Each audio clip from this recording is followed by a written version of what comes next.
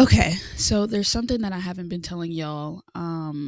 I wanted y'all to really love me and cherish me, so I didn't talk to y'all about this part of my life. I'm obsessed with movies. I can't help it. I've told y'all about this in little bit of increments of my life, but I've never fully submerged y'all in the deep obsession that I have with film and TV. I tried with the vlogs. I tried with the makeup videos. I tried, but I wasn't being true to myself, y'all. I was not being true. So this is me being true. Welcome to my Hunger Games review.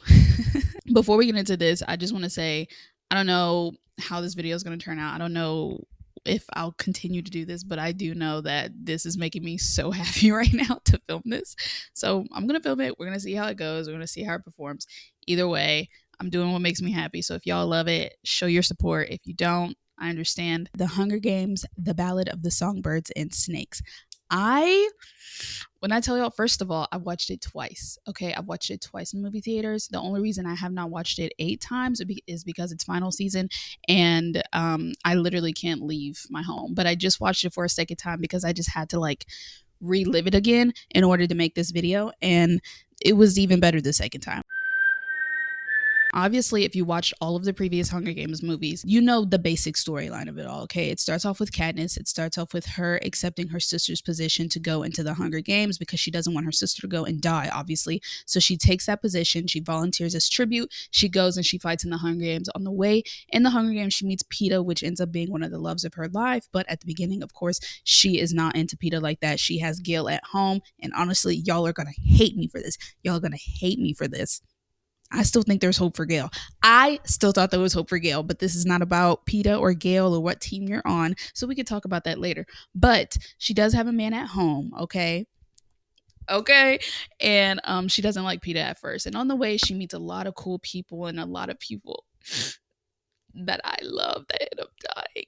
And she believes that the main enemy, obviously, is the president, President Snow, who I'm not going to lie is a jump scare in the original Hunger Games movies. And I need you to remember me saying that because when I talk about this new Snow, this young Snow, I'm not even going to get into it right now. I'm not even going to. Her biggest enemy, she believes, is President Snow. He's so adamant about the Hunger Games. He believes in it 100%. Obviously, he's the big bad guy, right? Big bad guy, okay? And he has this, like, specific hate for Katniss. We think it's because she is a rebel. We think it's because she is obviously the one breaking all of the norms when it comes to the Hunger Games. Like, she's literally shaking up the world. She's shaking up their foundation of what they've always believed in and what they've always lived, right? And he sets out to kill her any way he can. Like in the later movies, it becomes a rebellion. The Hunger Games isn't even happening anymore. The world is basically the Hunger Games where they're just fighting to stay alive, and they're fighting to get to President Snow. Finally, in one of the last movies, she gets to President Snow, has the opportunity to kill him, and instead of killing him, she kills the person who actually is the bad guy, I would say. In those later movies, she turns out to be the bad guy, and if you haven't seen it, then go watch it. It's literally the best, one of the best franchises in the whole entire world. And if you've read the books, you know that the books are even better. President Snow is the guy that we all hated in the Hunger Games movies, right? And so Hunger Games, Ballad of the Songbirds and the Snakes is all about his uprising. It's all about why he is the way that he is. It's based off the book adaptation that came out in 2020, which I have not read. I was not even aware that book came out. This is about how he started off, why he got to where he is, what the Hunger Games was like when he was young, and everyone he had connections with, and his love story with Lucy Gray Baird. So let's get into it. A lot of people were saying that the movie was too long. I do feel like some things could have been cut out, but I also feel like we needed more of other things. Like, I truly am rooting for another movie that tells us about how he continued to move up in the ranks, because he started off as genuinely this sweet guy who was trying to fend for his family. His dad is dead. They have no wealth. He is literally putting on a front at school that he's like one of the rich people, and he isn't. The first scene of him, the first opening shot of him, is him sitting on his bed. He only has his boxers on, and you can see how skinny he is. You can physically see his rib cage. And Tom Blythe mentioned that he actually lost a lot of weight just to portray that, of how poor poor they were and how he was not getting any food and any sustenance, nothing, right? And I thought that was such a cool thing to do. And I honestly don't know how actors do it, because that's like not good for you.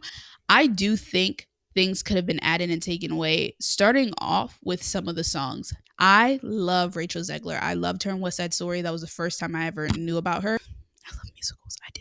Of course, I watched it. She was an amazing in West Side Story, right? So I knew when she was going to be this, of course she's going to be singing. But I do feel like we could have cut down on the songs. One song I think that should have been taken out completely was when they were at the lake and she was singing on his stomach as they were laying down. Even though it was a great like foreshadowing of what was going to happen, I don't think it was needed at all, because it was just like song after song after song, and it was kind of annoying at one point the first time I watched it through. The second time I knew what was gonna happen, so I was like, okay, it's fine. Like I was fine with it. I know she's our songbird. We all know she's the songbird in this situation, but we did not need a song every 5 seconds. And I know Rachel can sing and she's such a great singer, and all the songs that she did sing, she ate down in, don't get me wrong, but I feel like some could have just been cut out. So a lot of people are like, oh my God, it's too long. It was kind of like slow. It was just storyline. I believe in setting up the plot, because that is what's going to make everything else worth it. So if we have to go through a little extra 5 minutes of plot, like setting up the plot and setting it up and it being just a tad bit less actionable, I'm so down with that. And I loved how they set up his character. Not only because he was beautiful, not because Tom Blythe is a beautiful man. He is not just because he's a beautiful man, but the way they set him up, I liked him.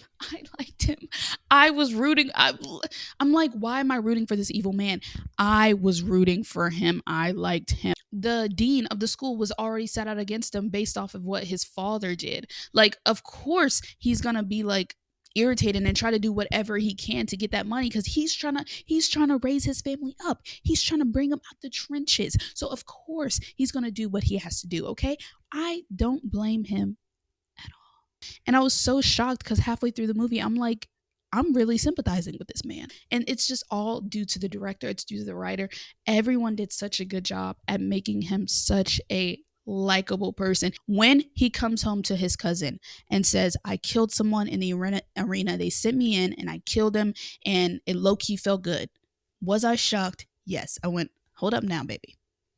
But also I was like, I see it though. Like, not me personally, but I'm like, wait, like she did send him in and he was attacking. Like, I'm like sympathizing with this man. And I think if you can do that to someone like me who's so set in her ways of hating a bad guy, you've done a great job. So overall storyline, I think, is genuinely 9.5 out of 10.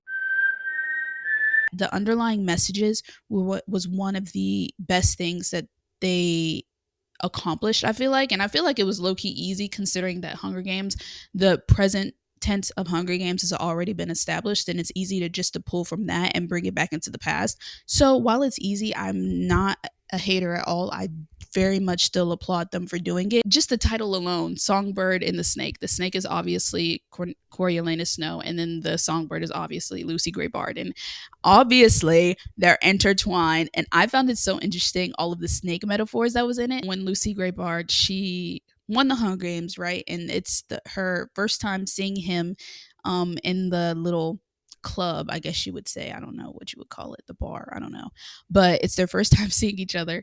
And if you look at her wrist while she's playing the guitar, she has a snake bracelet on, guys.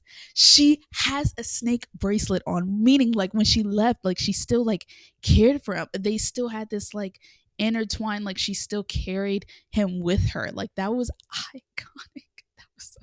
And I didn't see that until the second time I watched it. I didn't even see it the first time. The snake under his mom's scarf, iconic. And I can't even tell you what it means, but I know there's some message somewhere. She's stronger than me, baby, I gotta say. Because if Tom Blythe would have told me that he killed 3 people and I thought it was only 2, and he told me that the 3rd person he killed was his old self, I'm sad. I don't care. I'm sad. Okay. You want me to kill my old self too? So I can have a body? I don't care. If you recall back to the first scene where she put the snake into the girl's dress, the girl that got her into the Hunger Games in the first place due to jealousy of her boyfriend being into her, right? The girl said when she was in the little zoo arena or whatever, the little girl goes, "How did you get that snake? How did you get the snake to put into the girl's dress?" I believe it was the little girl that asked her. And she said, "I guess it was just attracted to my singing and it found me."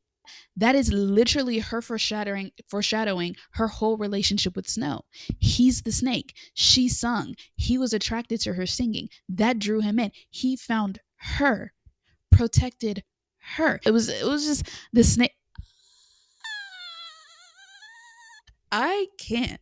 I can't. I low-key want to cry just how well they did that. And let's talk about it because I know y'all are going to want to talk about it. I know this was one of the things that y'all were waiting for. But the line, "Snow lands on top," I sure hope it does. I sure hope it does. That's all I got to say. That's all I got to say. I'm done. I sure hope it does. I sure hope it does. You know what? I'm betting on it. Okay. I'm betting on it. Please. The casting couldn't have been more perfect, I don't think. I truly don't think the casting could have been any more perfect. I didn't even take the cast into consideration before seeing the movie. The cast was stacked. We have Tom Blythe, who is more of a newer actor, I would say, but he's Juilliard trained, and I thought that was super interesting. And you can tell because of his facial expressions in the movie. Are you kidding me? All they had to do was put that camera close up into that man's face, and you could tell everything he was thinking, feeling, and just, it was amazing. And you can tell he's professionally trained. So we had Tom Blythe, we had Rachel Zegler, we had Hunter Schafer, who's been on the rise. We had Viola Davis, Peter Dinklage. Peter, don't even get me started on man. First of all, I've had a crush on Peter. Should I tell this?